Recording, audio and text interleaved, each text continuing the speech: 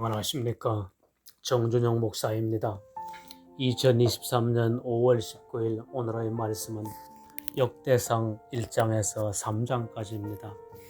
우리는 역대서기만 가지고는 초반의 지루하리만 할 긴 계보에 기록된 목적을 이해하기가 쉽지 않습니다. 왜 이스라엘 역사에서 그들의 직계 조상들과는 상관없는 계보들이 기록되었겠습니까? 이 책이 하나님의 역시라는 관점과 신구약 성경 전체를 통하여 고찰을 할 때에 비로소 이 책을 이해하게 됩니다. 창세기에서는 아담부터 노아, 아브라함, 이삭, 야곱과 그 아들 유다와 형제들까지를 기록하였고, 룻기에서는 유다로부터 다윗 왕까지를 기록하였고, 다시 이 역대기에서 다윗부터 나라가 패망하고 다시 포로 귀환까지가 기록이 이어졌고, 신약의 마태복음과 누가복음에서 마침내 포로 귀환 이후부터 그리스도께서 오시기까지를 기록하고 있습니다. 수세기를 걸쳐서 기록된 인류의 역사 계보를 기록하면 그리스도가 하나님의 경륜이시라는 것입니다. 이로써 그리스도는 다윗의 후손이요 아브라함의 약속이시요 처음 아담과 같은 마지막 아담이시요 처음 아담과는 다른 두 번째 아담이시라는 것입니다. 그러므로 역대기에서는 결코 이스라엘의 민족사가 아니라 하나님의 열방에 대한 경륜에 대한 계시라는 것입니다. 결코 한 나라의 역사책이 아니라 하나님의 계신 선지서라는 것입니다. 역사서라는 말은 후대에 우리가 구분을 하기 쉽게 붙여진 이름이나 신약에서 주 예수님과 사도들은 역사서를 다른 예언서들과 같이 선지서로 부르고 있습니다. 확실히 이 책이 하나님의 영감으로 기록된 보멸류 구속 계시의 책이라는 것입니다. 당장 본서 11장, 12장에서도 그 성격을 보이고 있는데 온 이스라엘로 더불어 다윗을 도와 나라를 세운 용사들 중에 이방인들이 있었습니다. 본장 39절과 사무엘하 23장 37절에서는 암몬 사람 셀렉이 기록되었고 모압 사람 이드마와 에리엘과 오벳이 기록되었고 헷 사람 우리아도 기록되어 있습니다. 율법에는 모압과 암몬은 영원히 이스라엘 회중에 들어오지 못한다고 선언하였는데 이들 모압과 암몬의 장수들이 어여시 나라를 세우는 일에 참여를 하고 있습니다. 기브온 족속과 라헬은 죽이라는 하나님의 추상 같은 명령이 내려졌음에도 불구하고 항복하여 하나님의 백성이 되어 백성들 가운데 살아가고 있었습니다. 그것도 성전에 물기는 일과 나무 베는 일로 하나님을 섬기는 저주가는 사실상 복된 것으로 말씀입니다. 룻도 모압 여인이었으나 하나님의 날개끈을 아래 피하여 오니 그의 백성이 되었습니다. 이는 하나님께 순복하는 이들이 진정한 그분의 백성이라는 것입니다. 그러나 나라의 본 혈통을 가진 왕들이라 할지라도 하나님을 거역하고 우상 숭배의 정책을 폈을 경우 하나님의 대적이 되었고 심판과 징벌을 심하게 받았던 것입니다. 결코 이면적 유대인이라고 불릴 수 없었다는 것입니다. 이스마엘이 할례를 받은 것은 무엇이라고 할 것입니까?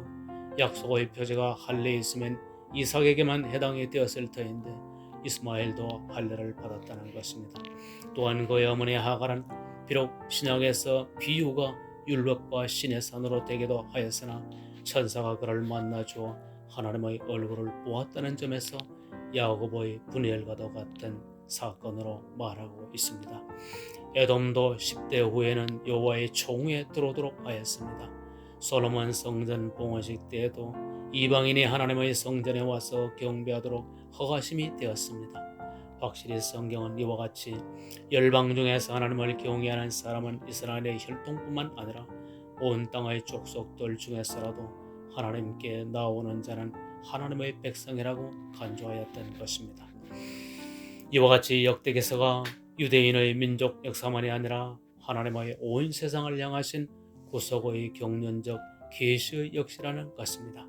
사도 바울이 로마서에서 대저 표면적 유대인이 아니요 표면적 육신의 할례가 할례가 아니라 오직 이면적 유대인이 유대인이며 할례는 마음에 할지니 신령에 있고 의문에 있지 아니하니라 라고 한대로 구약을 읽노라면 이러한 성경의 신뢰들이 간단없이 보여지고 있습니다.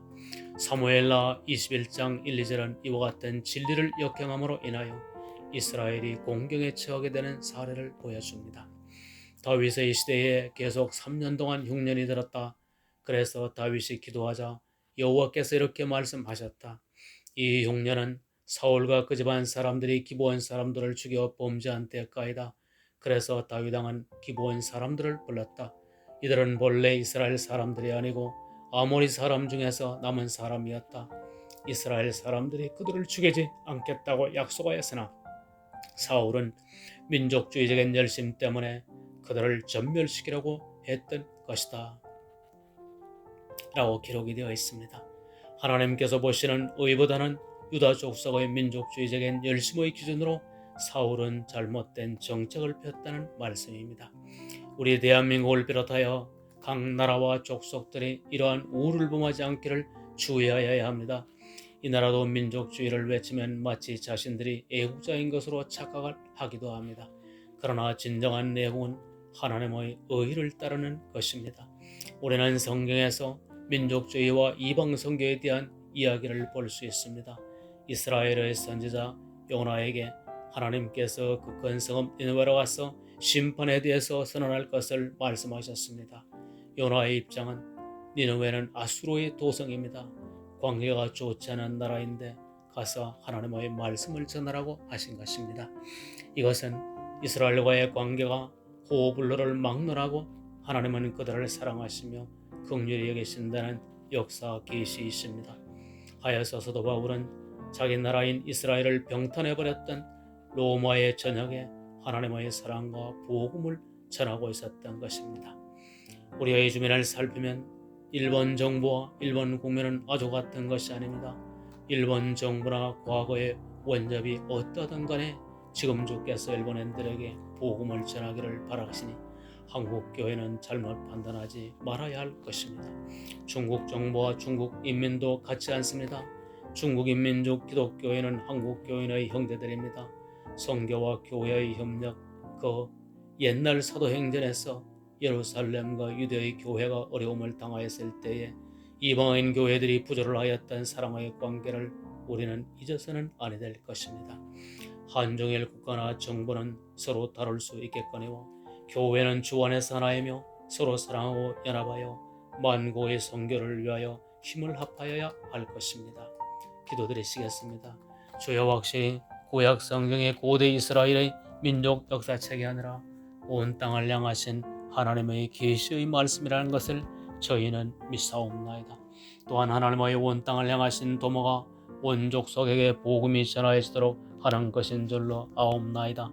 주여, 이 민족 교회와 국가가 금세기 하나님의 크신 경륜인 만국 선교의 귀한 사명을 감당하게 하시어 진정한 하나님의 교회요 나라가 되어 하나님께 영광을 돌리는 백성과 나라 되게 하옵소서.